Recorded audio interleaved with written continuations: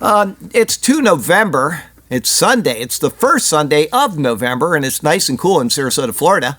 I'm Charlie Garrett, and this is a CG Prophecy Report. Speaking of Florida, fun Florida fashion. That and a lot of other things to go over on today's report. All right, we got some news from Israel today, from All Israel. Let's see here. Canada would arrest Israel's Prime Minister Netanyahu, according to ICC warrants. That's what Prime Minister Carney says. So he will not be going to Canada anytime soon. The whole world's gone completely upside down with Israel. I've read so many articles of how bad things are with the world against Israel in the past week that it make your head turn. I don't know if I have any of those today. If not, I'll get some of them in next week. But it's just unbelievable how unfair this world is against Israel. It's just unbelievable. Anyway, Prime Minister Netanyahu would be arrested per the arrest warrants issued by the ICC if he were to visit Canada. Carney made the remarks during a podcast interview with British journalist Mishal Hussain, which doesn't surprise me, where he discussed a wide range of topics, including his motivation to run for office, the lessons he drew from U.S. President Trump. He learned one this past week. I don't know if you saw that. He had to apologize to Trump for making up a false narrative concerning tariffs, and it's cost him. Trump says all talks are canceled and 10% increase, and, you're going to have to do this and this. And so he finally yesterday did an apology, a public apology, saying I had nothing to do with it. I told the guy not to do it. I'm sure that's not true, but he said it. And that's where we're at with Canada right now. But anyway, did you notice, speaking of Muslims right here, did you notice that there was a stabbing 9 people in the UK over the last 24 hours? I think it was within the past 12. It was last night sometime, 9 people. And surprisingly, there was nothing about the people that did it in the article, which immediately tells me that it was Islam that's behind it. Okay, that'll come creeping out a week from now when everybody's forgotten about this. That's what'll happen. There's always a call for banning knives in the UK and now Australia. There's always a call. Like, that's going to help anything. You just go to the buy a piece of metal and sharpen it yourself. I mean, that's. I hate to use I won't use the word, but it's just the dumbest thing on the planet. Anyway, let's see here. Carney used the Netanyahu government of taking action. It was explicitly designed to end any possibility of a state of Palestine in violation of the UN Charter and going against Canadian government policy of whatever political stripe since 1947. All right, from the Jerusalem Post. UAE buys land for permanent embassy in Israel. This is based on the Abraham Accords that Trump did over 4 years ago now. They are finally buying permanent land for an embassy, something that 6 years ago or even 5 years ago would never have been thought possible until Donald Trump did the Abraham Accords. The deal was valued in the tens of millions of shekels. K-A-N, added the Israel Land Authority and Prime Minister's office encouraged and assisted the move. The Emirati mission has operated from leased sites since ties were formalized under the Abraham Accords. The UAE inaugurated its embassy in Tel Aviv in 2021. Inside the TASE building, which is the stock exchange, becoming the first Gulf state to open an embassy in Israel. From CTEC, Germany signs $2 billion deal for Israel Spike missiles despite arms embargo. Israel defense contractor Rafael Advanced Defense Systems will supply the German army with Spike anti-tank missiles in a deal worth approximately $2 billion, one of the largest agreements signed by Israeli defense industries in Europe in recent years. The contract is especially notable given the arms embargo imposed on Israel earlier this year by German Chancellor Merz, following the Israeli cabinet's controversial decision to extend the war in Gaza. The deal will be executed through Eurospike GmbH, a joint venture owned by Rafael of 20%, and German defense firms Rheinmetall 40% and Diehl Defense at 40%. which markets the Spike missile family across Europe. Production will take place at Eurospike's facilities in Germany. So they have an embargo against Israel, but it doesn't really apply when they have missiles that they need from Israel. From all Israel, Netanyahu vows to expand domestic arms industry as dozens of nations restrict weapons sales to Israel. Something I mentioned, I think it was 2 weeks ago.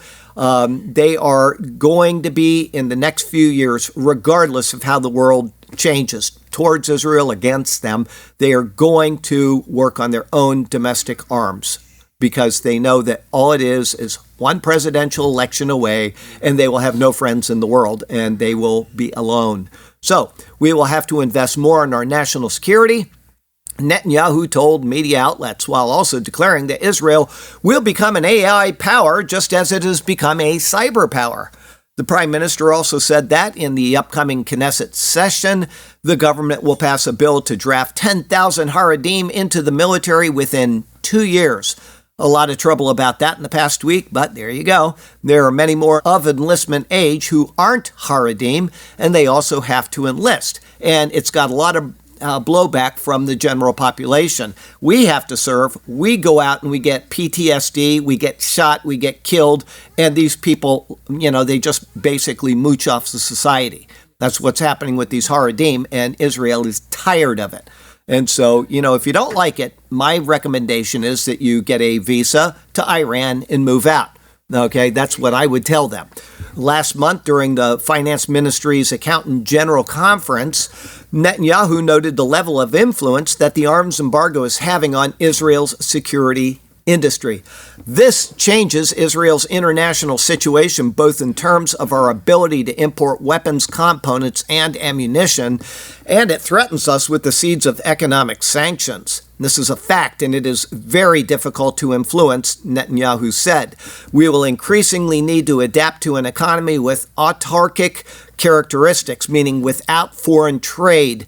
That is the word I hate the most, he said. I am a supporter of the free market, but we could find ourselves in a situation where our arms industries are blocked. From the post-millennial, Zoran Mandami says Israel should disarm if Hamas lays down their weapons. Yeah.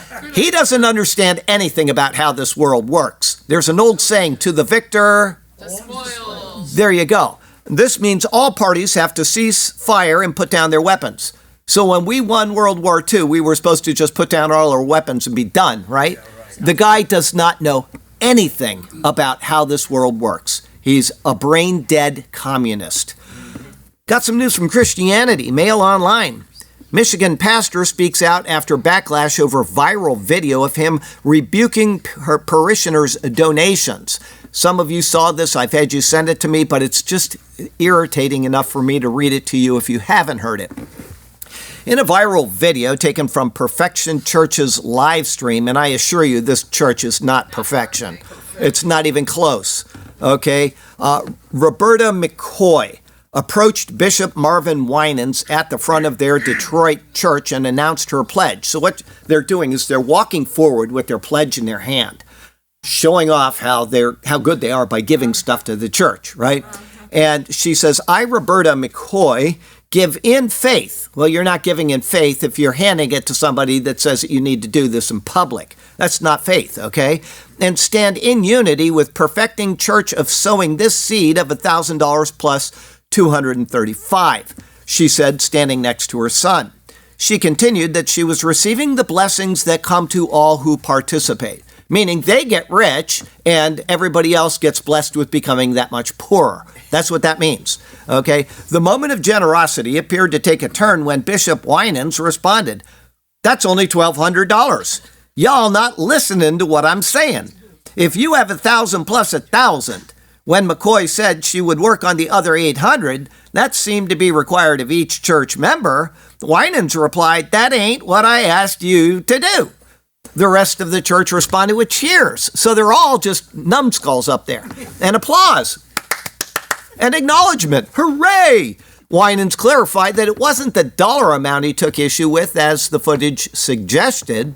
McCoy's donation was part of a fundraising service, during which he asked the congregation to donate $1,000 of their own money and raise $1,000 in funds to help complete the church's new sanctuary. Prior to the viral clip, Winans asked the congregation members who had raised $2,000 or more to come to the front and share their donations. So she's cheating by saying, I brought $1,235 and I owe you another, $765, okay? And then he's cheating because he's making congregants do something that is not in line with Scripture. So they're all cheating in this congregation. And of course, the congregants are all behind him saying, yeah, this is the way it's supposed to be in the church.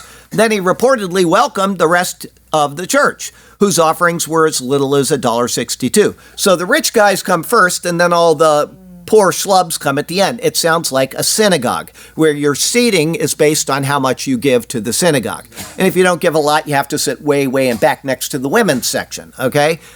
McCoy said that Bishop Winans personally apologized to her about the incident. She has been a member of the church since 2013 and plans to continue giving. That's not a smart person right there.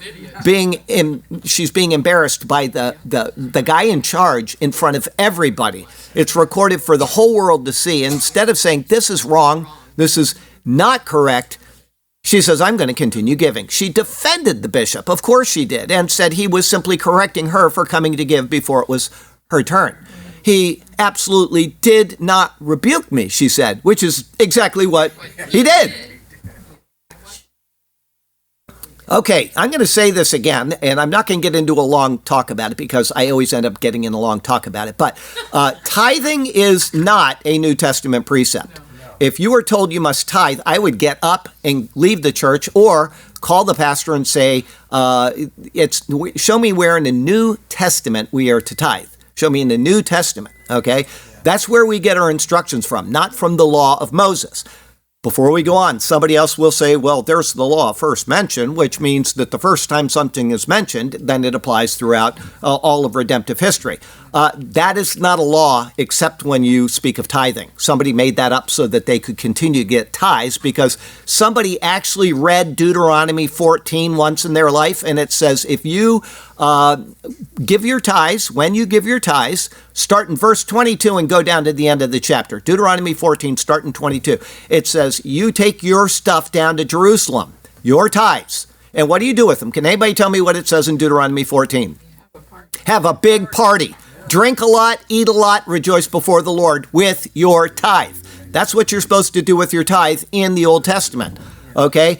Then on the third year, okay, that's 1, 2, right there, this one.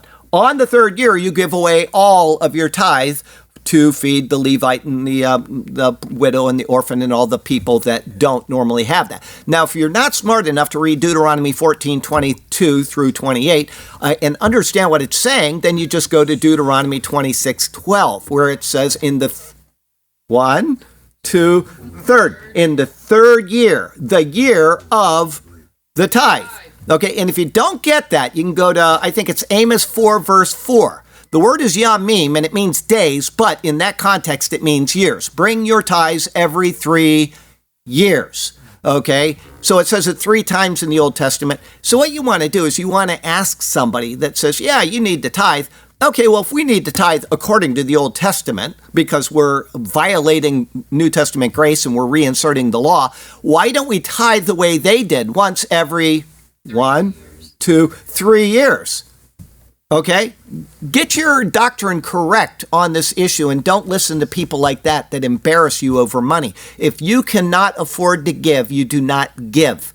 The only real prescription in the New Testament is that everybody that gives is to give cheerfully. If you're not giving cheerfully, don't give. Why would you give a church your money? Why would you do that when you can't feed your own children? Why would you do it? From the postmillennial. I said I wouldn't talk long on that, but I always get excited when people... From the postmillennial, 2 churches intentionally set on fire in North Carolina. The fires reportedly took place over last weekend in Cleveland County, North Carolina. Fortunately, the fires were spotted by residents before the flames were able to do that much damage. This is going to become more and more prevalent the more that the woke left starts hating America, because as long as Donald Trump is in there, they're going to get more and more and more frustrated. And this is going to become commonplace. So get ready for it. Breitbart, Wikipedia Enforcement Committee.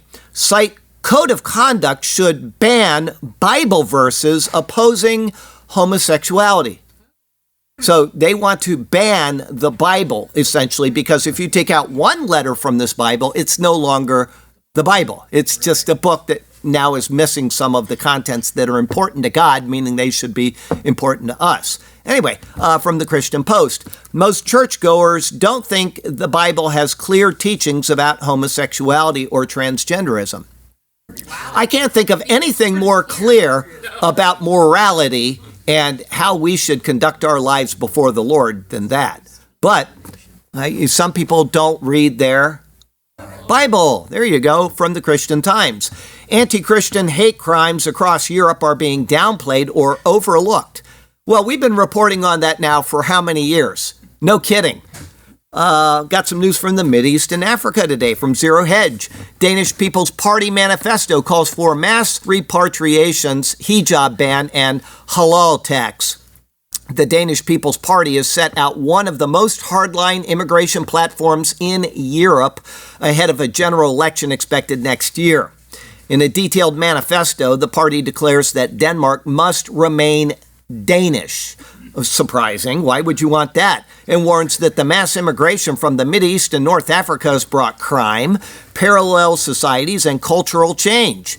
DF argues that immigration from countries such as Turkey, Syria, Iraq, Lebanon, Pakistan, Afghanistan, and Somalia have caused the largest demographic change in Danish history and is responsible for ghettoization, ethnic conflicts, radicalization, clan culture, honor-related crimes, social control, persecution of Jews and sexual minorities, infiltration of public authorities, Islamic censorship, and gender segregation.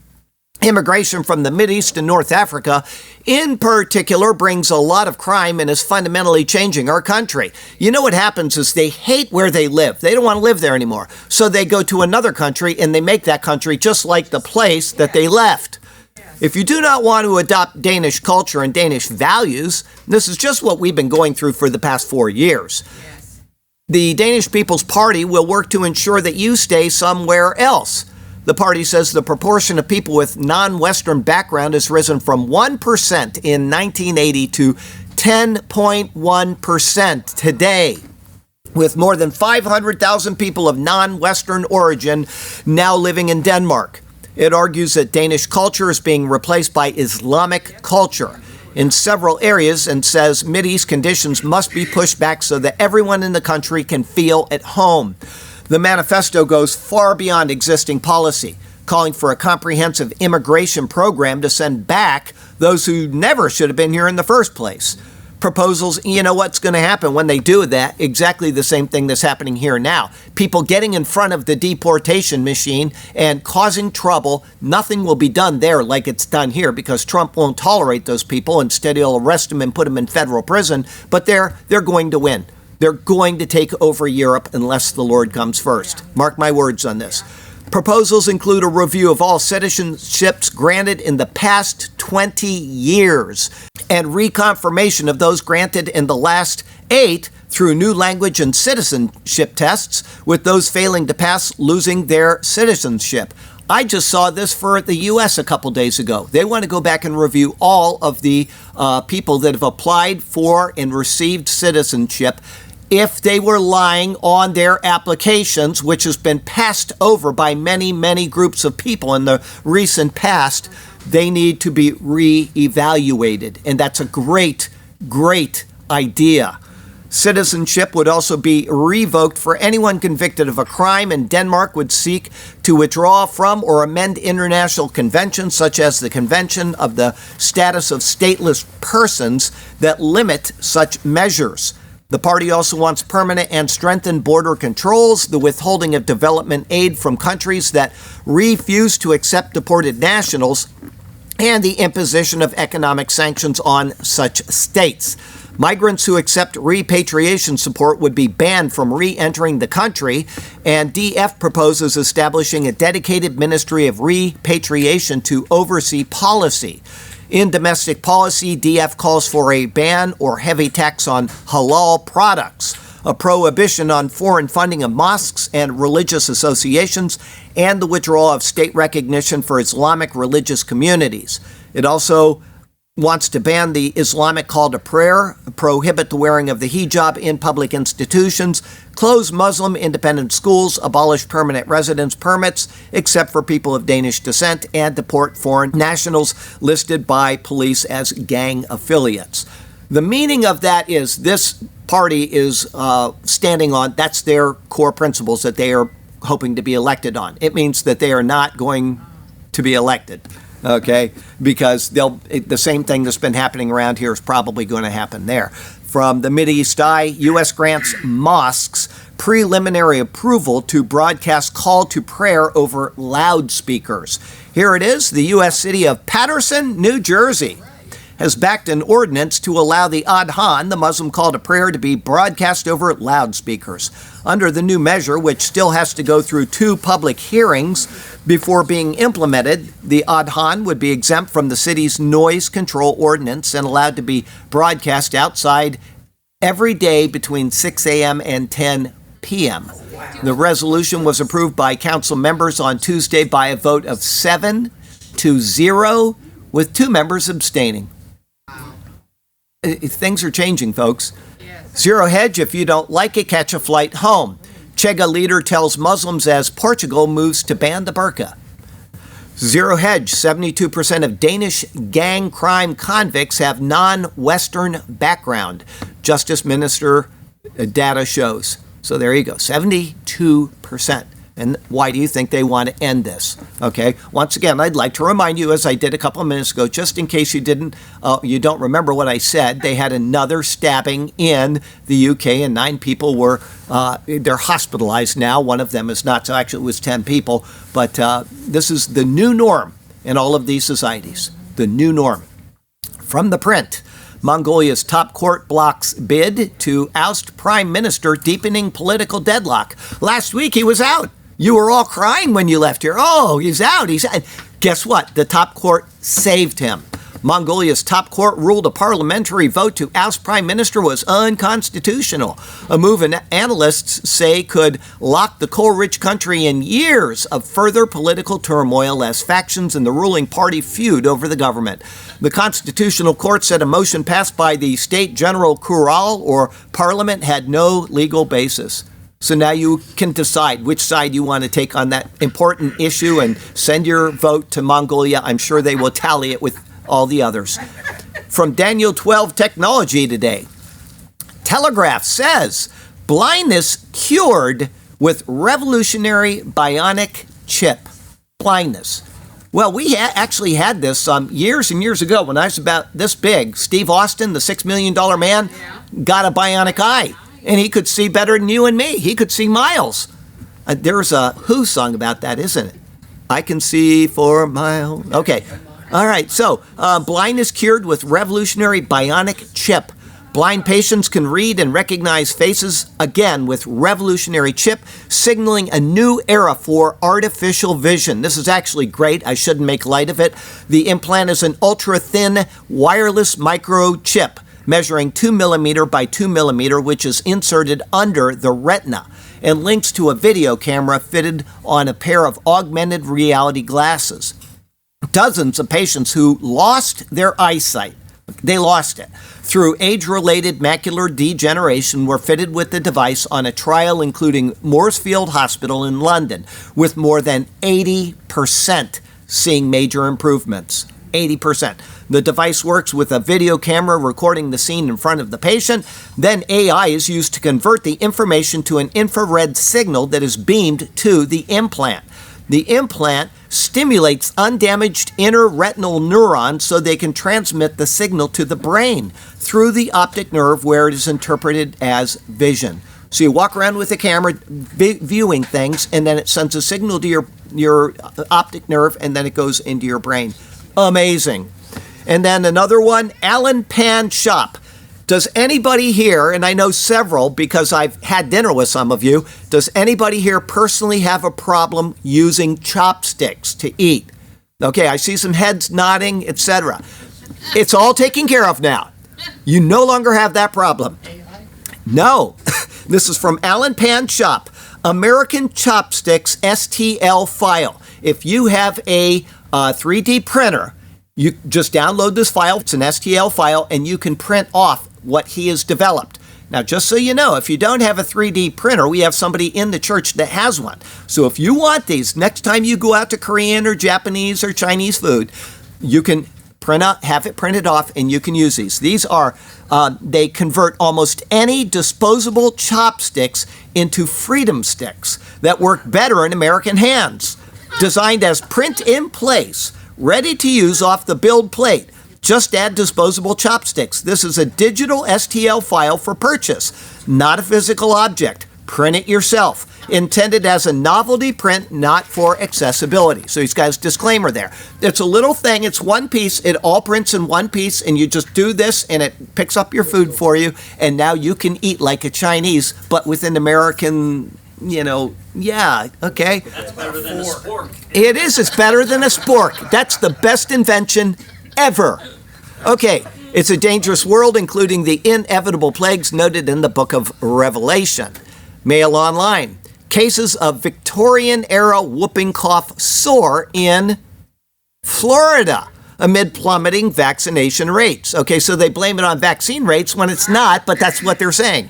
As of September 27th, the latest data available, there have been 1,295 cases of pertussis, also called whooping cough in Florida, an 81% surge compared to the entirety of 2024. And nationwide cases rose sixfold in 2024 compared to the year before. CDC figures show a sign of waning immunity against a disease that once struck hundreds of thousands. Does anybody know who has been getting that pertussis for the most part? Imports. Yeah. From Zero Hedge. For the first time, more school children worldwide are obese than underweight. Okay, I've said this before. When I was in elementary school, okay, that's 1 through 6th grade when I was a kid. I don't know what it is now, but when 1 through 6th grade, Philippi Shores Elementary School right down the road, okay, when I was in that school, we had one person, one that was big. He was not fat by today's standards. He was big. Everybody picked on him. One kid. I still remember his name. He was a friend of mine, and they picked on him incessantly. One kid that was big. One. Now, it's like watching Roly-Poly Land. I hate to say it any different, but that is what's happened because, and Kennedy is right. He's not been right about everything, but it is the processed foods that have done this for the most part. As Statista's details, according to UNICEF, around 188 million school children and adolescents worldwide are obese, while only around 180 million are underweight. In total, more than 420 million children of all ages are overweight. At the same time, an estimated 370 million children globally are underweight, almost half of them under the age of 5 and suffering from stunting or wasting due to food shortages and poor nutrition. According to the report, ultra-processed, sugary, and energy-dense food has been replacing fruits, vegetables, and protein in children's diets, leading to potentially long-lasting health issues. Now, just so you know, we have our regular lunch and back, okay? There's plenty of fruit in case you're feeling a little big, okay? There's lots of other good food, but there's plenty of fruit that'll help you with your bigness, okay? From the Times of Israel, blood test 95% accurate in spotting suicide risk in bipolar patients, says Israeli scientist. University of Haifa researcher says her team's AI model spots biomarkers in white blood cells. The test could help monitor patients with bipolar disorder, 40% of whom attempt suicide. Unbelievable that they would check that and find that out. And now they can identify it. Mail Online. California records more local cases of new deadlier Mpox strain as expert warns virus could spread to more states. Mpox, remember what that is? Monkeypox. It's based on homosexual behavior. Nobody gets it unless they are engaging in that type of behavior. Morality.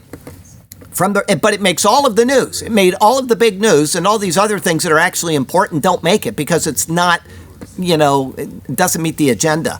From the Free Beacon, Minneapolis public schools prohibit white and Asian students from taking classes on black culture and black queens. Wow. That is right across the board against the law, and yet they're doing it.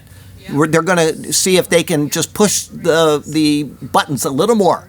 Okay, the courses contribute toward Minneapolis public schools' electives requirement. So it's an elective. And white and Asian students must therefore choose from a narrower list of options in order to graduate. They can't take those according to this school.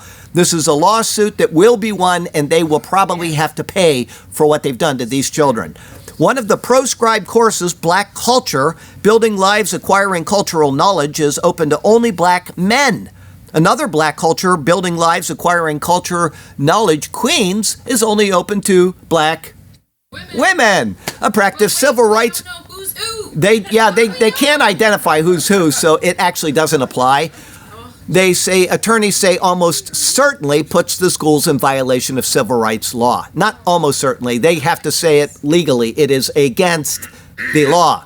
LifeSite. Florida abortions drop by 1/3 as heartbeat law saves babies.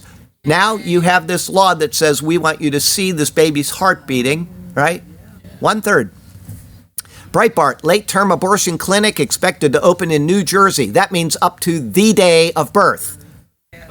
LifeSite, new Colorado abortion center kills babies in abortions up to birth for any reason. All you need to do is show up. They'll kill that kid. Breitbart, cash-strapped California spends $140 million to shore up Planned Parenthood abortion clinics. They don't have enough money to pay any of their bills, and yet he's spending $1 billion redoing their capital, right? And he's complaining about the little bit that's happening that's being paid for by private people at the White House. Yeah. Anyway, and then they're taking care of Planned Parenthood with money that isn't theirs. From Fox, Minnesota Supreme Court rules ban of trans powerlifter from women's event was discrimination. So you have to let him compete against the women, even though he's this giant guy, like with a beard and muscles this big and, like me. Breitbart, trans swimmer banned for refusing gender test and blames insurance costs. Trans swimmer banned for refusing gender test. He blames the insurance costs. Yeah.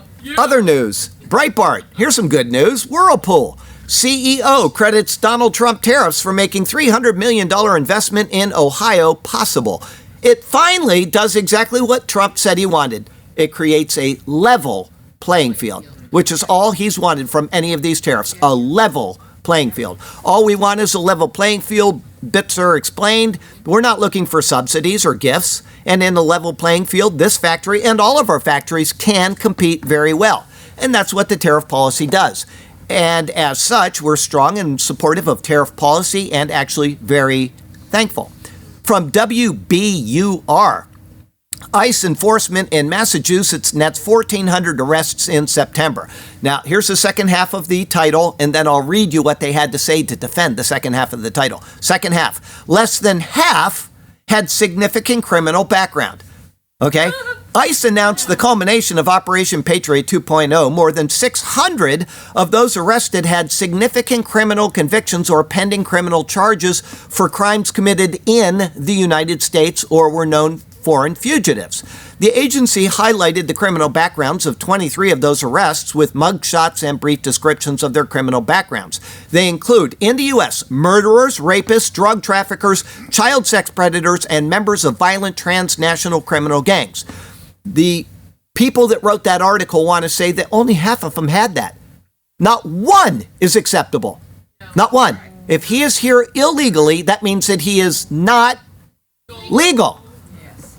From Outkick, military tests new bomb that is terrifying to America's enemies. Details are insane. General Atomics Electromagnetic Systems announced the successful test of its long-range maneuvering projectile at the U.S. Army Yuma Proving Ground, achieving key flight milestones when fired from a M777 howitzer. We have an old howitzer man here. During the August test, GAEMS fired multiple LRMP rounds using MP231 powder charges, demonstrating sabot separation, D-spin stabilization, wing deployment, and controlled descent. The LRMP is a next-generation munition engineered to extend the range and precision of existing 155mm artillery systems. Equipped with deployable aerodynamic control surfaces and onboard guidance, it can actively maneuver in flight to engage targets at extended distances, even in GPS-denied or degraded environments. Recent test flights matched predictive models and yielded valuable data to support upcoming demonstrations at significantly increased ranges. Translation: the U.S. figured out a way to fire maneuverable artillery from a howitzer. It just doesn't go like this anymore. It can go like this, just like out of an aircraft. Artillery, by design, is an unguided weapon. You aim it, fire, and adjust as necessary to follow up shots. Having a projectile that can be controlled once fired is a game changer. That is a devastating upgrade and bad news for our enemy. Defense News also reported that the weapon's range is a staggering 120 kilometers. A weapon like this could allow the U.S. to dominate the front lines of a conventional war. You just plug it in and hit the button. 120 kilometers later, the thing lands within 3 feet or 2 feet or 1 foot of where it's supposed to land. From the Gateway Pundit, New Jersey Democrats block cameras. Well, that can't be right. In ballot storage areas. Why would they do that? The Democrat-controlled Board of Elections recently voted against placing security cameras in ballot storage areas. What's up? It refused to implement basic sign-in and sign-out logs for individuals accessing mail-in ballots. So you don't have to sign in or sign out, and there's nobody in the security area. This decision undermines transparency at a time when voters across the state are demanding more oversight, not less. That's got to be a false article. It's got to be. From Badlands, 14 states urge federal rule requiring proof of citizenship to vote.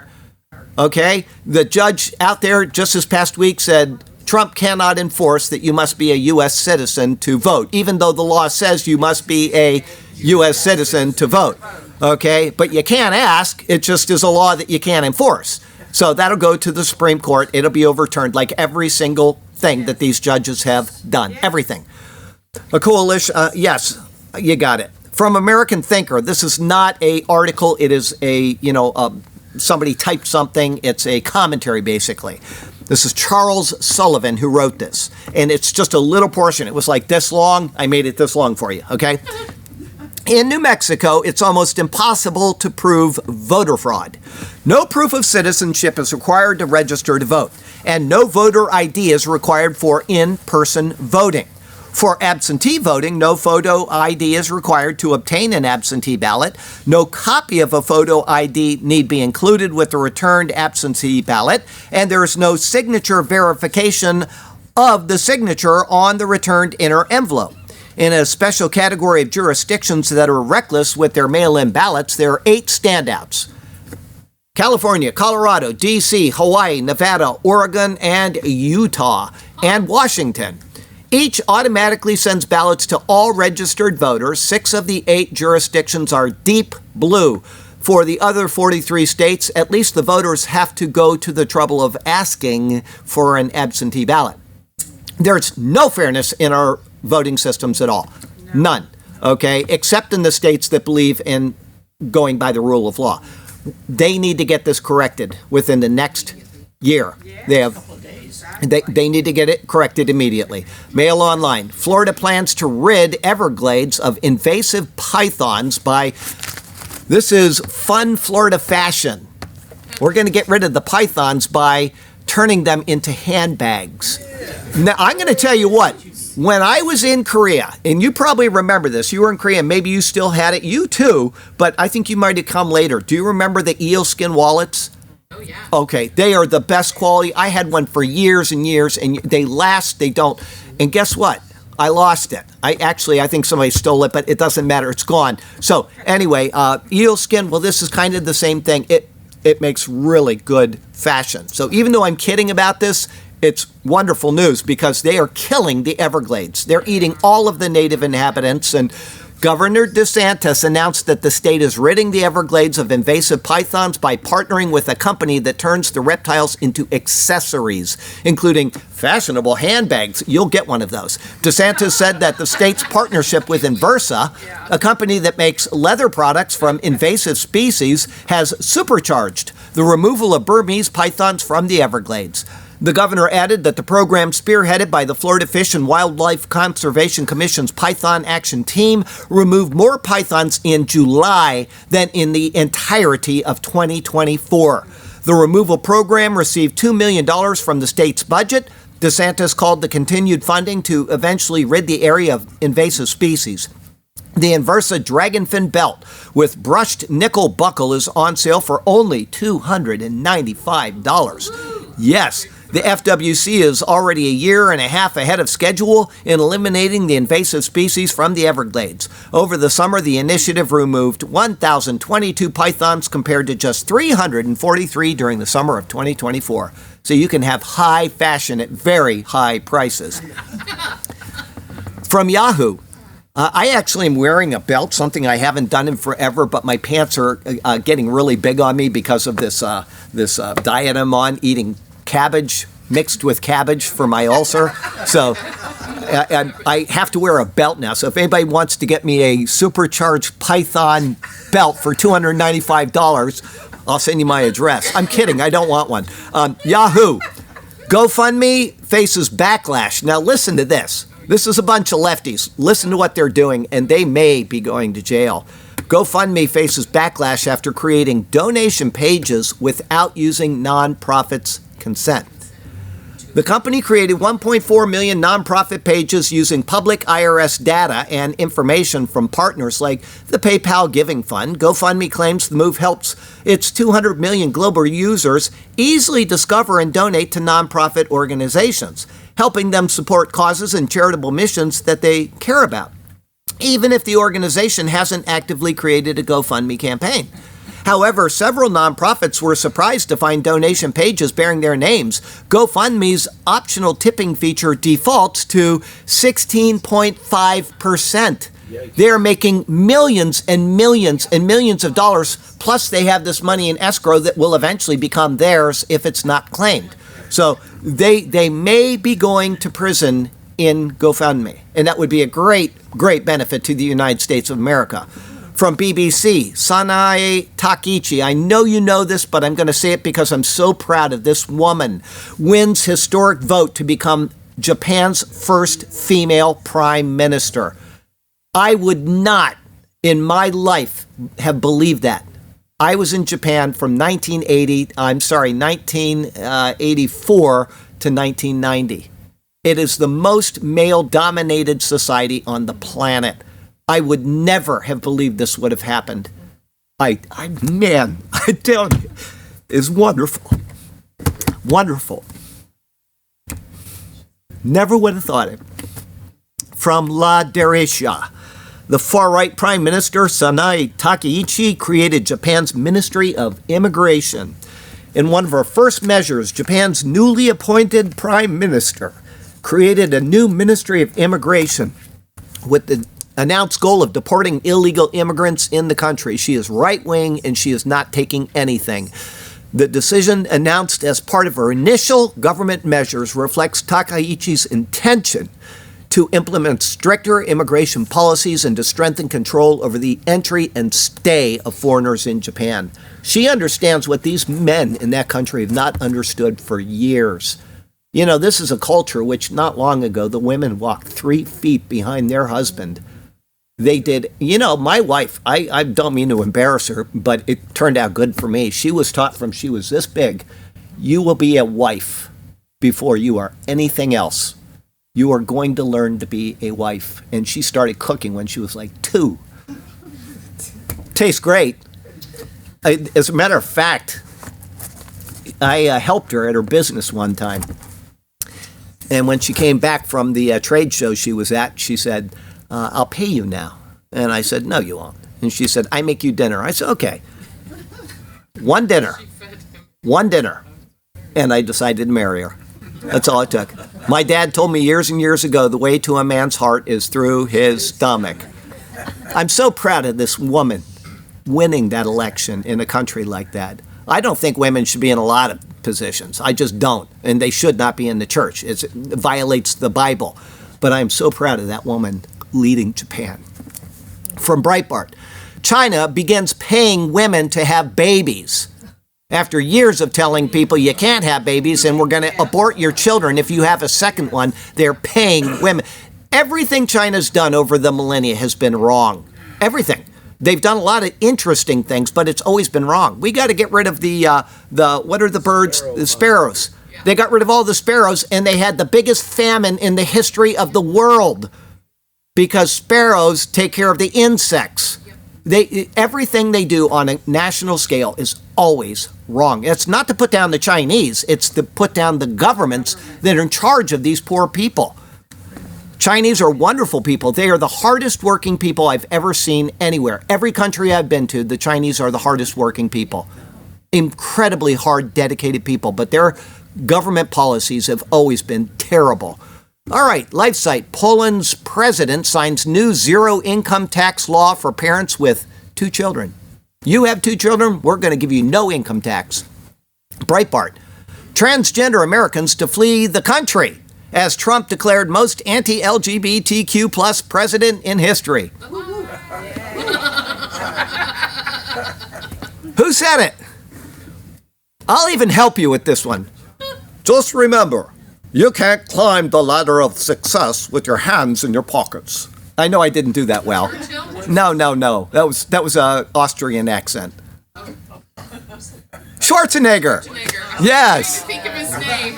The Austrian oak. Yeah, you can't climb the ladder of success with your hands in your pockets. He's had an epiphany over the past 2 weeks. He's had an epiphany. And guess what? So did Bill Gates. Oh my, why would he suddenly say that climate change doesn't matter anymore? Oh, because AI takes so much energy, we have to start building infrastructure to keep my company going.